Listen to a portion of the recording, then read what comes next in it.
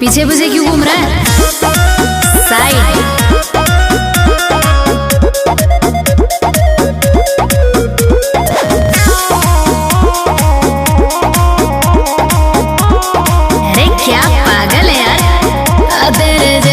मवाली मेरे आगे पीछे घूमते सुबह है और शाम है। कितनों को जगह है इस दिल में दे दूं, लिस्ट में हजारों नाम है। चल चल पीछे हट। तेरे जैसे मवाली मेरे आगे पीछे घूमते सुबह है और शाम है। कितनों को जगह है इस दिल में दे दूं, लिस्ट में हजारों नाम है। ऐसे देखो जो निदता चियार के कनखी मार के।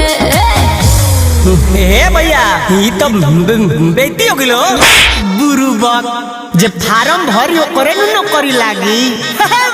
बोलबो ढेर तो हर दिल हकी नौकरी सरकार के इंटरव्यू खाती खोजलू हजार के। कौन चाही कैटेगरी भतार के इंटरव्यू खाती खोजलू हजार के। भगवे की नाते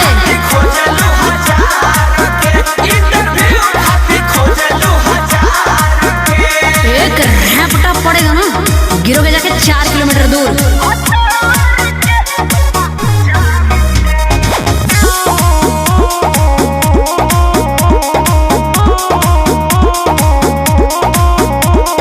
बढ़ी बढ़ी बोलो ठीक नहीं खे, दिल्ली ये बाबू न जो दिक नहीं खे, न जो दिक नहीं खे। जल्दी हम चलती तो पहले ले देती परीक्षा सना।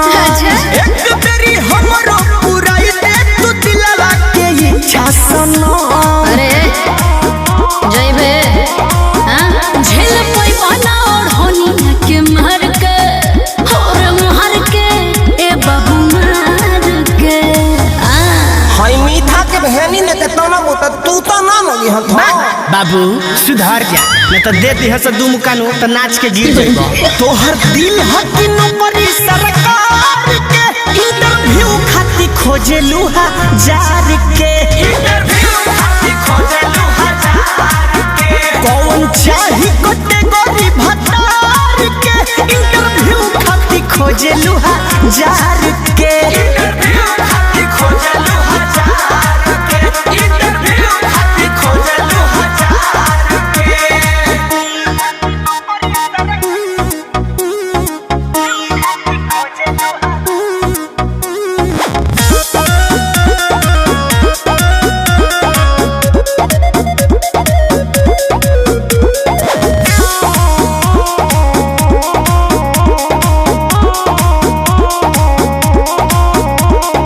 फल बर मसिया न पहची हो, कहतनी गोलू सहची हो।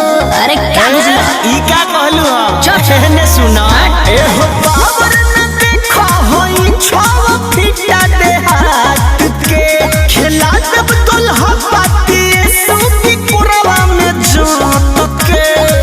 अरे सुनते सुन पीछा पड़ा सोनू सोरगम बेकार के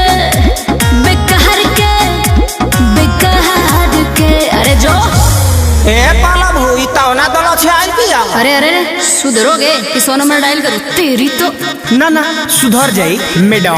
तो हर दिल हकी नौकरी सरकार के इंटरव्यू खाती खोजलू हजार के। दांतवा तोड़ दे तो। कौन चाही कैटेगरी भतार के इंटरव्यू खाती खोजलू हजार के।